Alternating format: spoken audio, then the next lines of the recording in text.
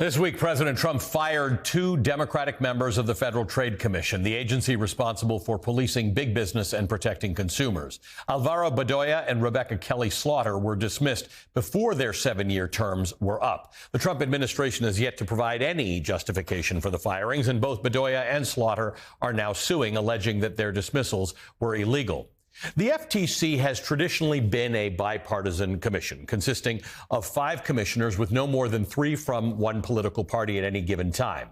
It is designed to be an agency somewhat independent from the executive, and Trump's firing of the 2 Democrats is being seen as a rejection of that independence and an assertion of power over the agency. When Trump took office, he appointed Andrew Ferguson to chair the commission, effectively demoting the former chair, Lina Khan. She resigned from the commission shortly thereafter. But under Khan's leadership, the FTC had been leading an ambitious antitrust agenda, ensuring that mega corporate mergers don't undermine competition to the point that it hurts consumers, actively pursuing investigations and enforcement action against several corporate giants, including companies owned by some of the same billionaires who stood with Trump during his inauguration, such as Elon Musk, Mark Zuckerberg, and Jeff Bezos. One of the fired Democratic commissioners told the New York Times he's worried that an FTC without independence from the president would be subject to the whims of Trump's business world allies. Quote, "When people hear this news, they need to not think about me. They need to think about the billionaires behind the president at his inauguration." Under Biden's presidency, the FTC underwent a fundamental shift, centering the consumer and putting business on notice that the government would vigorously target anti-competitive practices. As Tim Wu writes in The Atlantic, whatever else may be remembered or forgotten about the past 4 years, Biden's antitrust achievements mark a decisive moment in the history of American anti-monopoly movements and, by extension, the nature of American capitalism. The goal of antitrust has never been to replace capitalism, but to save it from itself, to promote the kind of free market economy that serves as a decentralized and balanced engine of wealth creation, end quote. When Lina Khan was appointed to the chair of the FTC in 2021, like Biden, she operated from the belief that the antitrust law was essential to maintaining a healthy democracy. That's not some lefty idea. It's a fundamental capitalist belief designed to protect that most basic tenet of commerce, competition. Under her leadership, the FTC filed a record number of cases, launching investigations into corporate landlords, big tech, and pharmacy, into data brokers and more. It made her a frequent target of corporate America and its allies, who labeled Khan a bully. The Wall Street Journal published multiple articles attacking her leadership, with billionaires like Reid Hoffman, best known for co-founding LinkedIn, accusing her of, quote, waging war on American business. All indications that her approach was having an impact. Lina Khan's legacy rests in restoring the idea of antitrust as a fundamental democratic right, a key tool for balancing power in society and moderating market forces. As the Financial Times put it, quote, Khan has an egalitarian vision of competition law that seeks to improve the well-being of citizens beyond their role as consumers. Her efforts are now widely seen as a bulwark against Trump's agenda, and while federal scrutiny of big business may slow down, the growing bipartisan support for antitrust enforcement will make it difficult to reverse the trend that she started. Polls consistently show that Americans across ideological and party lines want to see big business held accountable. Lina Khan, she's the former chair of the Federal Trade Commission, having served under President Joe Biden. She's also an associate professor at Columbia Law School. Welcome back. Great to see you again. Great to be here.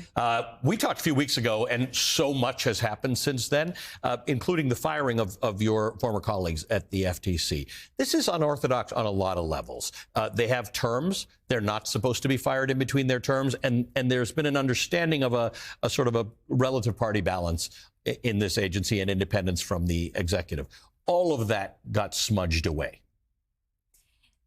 This is blatantly illegal. That's the first thing to know, that the law is crystal clear that commissioners can only be fired if they do something egregiously wrong. Right. If they engage in malfeasance, neglect of duty, some type of inefficiency. So there's no gray zone here. What the administration is trying to do by firing them violates the law. To me, though, the bigger question is, why do this? Right. right? I mean, the commission is now run by a Republican chair. Right. They're going to imminently have a Republican majority. Commissioners Bedoya and Slaughter have a proven track record of standing up for working Americans by taking on corporate lawbreaking. When I was chair, they voted to support actions that would prevent big pharma and big middlemen from illegally jacking up the price of life-saving drugs. They voted to protect workers from corporate abuse. They voted to protect small businesses from predation. So what does it mean if you're trying to fire them? What's your take?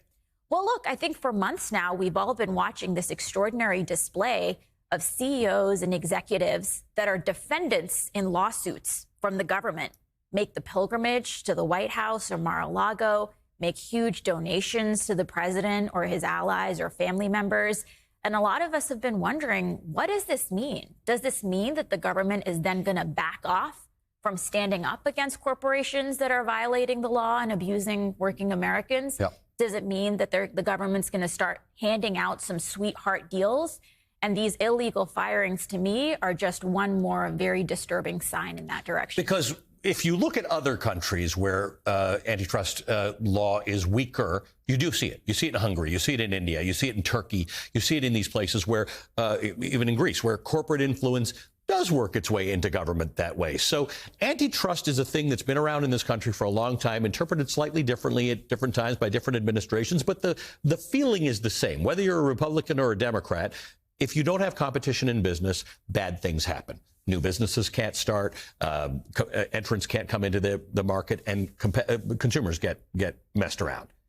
Why are we moving? What's your sense of the influence of this corporate money and these people on antitrust legislation in the United States? Well, look, I think many people would agree that for far too long, corporations have had too much sway over our government. And that's partly because we, 40 years ago, took a very hands-off approach to antitrust and to enforcing the law against big businesses. During the last 4 years, we started doing a pivot away from that hands-off approach. Right. You didn't actually change a lot of law. You just decided you're going to enforce laws. We just started enforcing the laws that were on the books and doing so in a faithful way to what Congress wanted. And, you know, it's going to take time, and we needed more time to keep pushing. But absolutely, the essence of the idea here is that if you allow corporations to consolidate power, they can use that power economically to inflate prices, to suppress wages, to squeeze out small businesses. But they can also use that power politically. Right. In all sorts of ways. They can, you know, translate their economic power into political power through donations, through access. And I think at a very basic level, if what we care about is freedom and making sure that Americans enjoy real liberties, allowing big corporations to abuse people, to bully them, to coerce them is so antithetical to that idea of freedom. Right. So that's the connection. It's not just influence of money. It's actually tied to democracy. So if you're out there at one of these town halls or one of these rallies worrying about democracy and who's controlling it, which is weird because Elon Musk seems to be controlling a lot of what's going on, it's useful to understand that these things are all connected. When business has too much power, you lose it. It is a bit of a zero-sum game for democracy. Absolutely. These businesses can get away with pushing you around, messing you around. And unless you have a strong government that's willing to hold those corporate lawbreakers to account, I think it accounts for why we're seeing tens of thousands of people come out. Yep. I mean, my former colleague, Commissioner Bedoya, a couple of days ago spoke to 34,000 people in Colorado who had come out to express their anger. There's no election going on. There's no election. Yeah. Their anger at the concentration of power. And when I was at the FTC, served as a diary of how Americans were being treated in our economy. Yeah. I mean, we would get hundreds of thousands of comments from people just sharing the indignities that they would face day to day. Having to ration life-saving medicines, having to spend hours on the phone just trying to cancel a subscription that they want to escape. Having these coercive non-compete clauses prevent them from changing jobs easily or starting their own business. And people want a government that's willing to fight for them, including when it means standing up to powerful corporations. And they also need to understand that there are people doing this work behind the scenes, like the FTC, like the CFPB, who are doing this. Not maybe everybody didn't know about it all the time, but that work matters. Regulation actually matters, whether you know what these places are doing or not. But you will continue to make us know what they're doing. We appreciate you being here today. Thanks so much. Lina Khan is the former chair of the Federal Trade Commission.